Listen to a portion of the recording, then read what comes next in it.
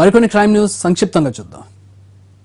ఈ నెల 22న జరిగిన నారాయణస్వామి హత్య కేసులో నిందితులను అరెస్ట్ చేశారు పోలీసులు. వివాహేతర సంబంధానికి అడ్డుగా ఉన్నాడన్న కారణంతో భార్య రమాదేవి, ప్రియుడు కుమారులు కలిసి ఈ హత్య చేశారని తేలింది. గతంలో ఓసారి మజ్జిగలో నిద్రమాత్రలు కలిపి చంపాలనుకున్నా కుదరలేదు. ఈసారి రోకల పనితో తలపై కొట్టి చంపేశారు. కృష్ణా జిల్లాలో బైక్ దొంగతనాలకు పాల్పడుతున్న దొంగల్ని పోలీసులు పట్టుకున్నారు. ప్రధాన నిందితుడు షేక్ సుభానీ గ్యాంగ్ ను కటకటాల్లోకి పంపిన పోలీసులు వారి నుంచి 13 బైకులను స్వాధీనం చేసుకున్నారు. హైదరాబాద్ లో దోపిడీ దొంగలు రెచ్చిపోతున్నారు. వరుస చోరీలు చేస్తూ పోలీసులకు సవాల్ విసురుతున్నారు. తాజాగా సనత్ నగర్ పిఎస్ పరిధిలోని జాతీయ రహదారిపై ఉన్న ఓ వైన్ షాప్ లో చొరబడ్డ దుండగులు నగదును ఎత్తుకెళ్లారు. షాప్ లోని వస్తువులను చిందరవందర చేశారు. చోరీపై పిఎస్ లో ఫిర్యాదు చేశారు బాధితులు. పోలీసుల పెట్రోలింగ్ వ్యవస్థపై విమర్శలు వినిపిస్తున్నాయి. పాత కక్షలతో ఓ వ్యక్తిపై దాడి చేసిన ఘటన కర్నూలు జిల్లా నందవరం మండల కేంద్రంలో జరిగింది. స్థానికంగా ఉండే మంగలి నర్సప్పకు, చాకలి తిమ్మప్పకు పాత కక్షలున్నాయి. దీంతో తిమ్మప్ప నర్సప్పపై కత్తితో దాడి చేసి పరారయ్యాడు. నర్సప్పకు ఆసుపత్రిలో చికిత్స అందిస్తున్నారు.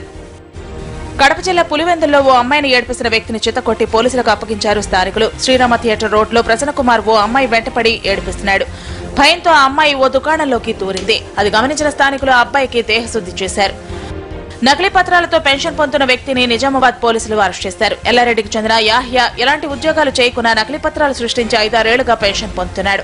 ఇటీవల విషయం బయటపడిన అధికారులు కేసు నమోదు చేయడంతో అతన్ని అరెస్ట్ చేశారు. అతడితో పాటు నకిలీ పత్రాలు తయారు చేయడానికి సహకరించిన వారిని కటకటాల్లోకి పంపారు.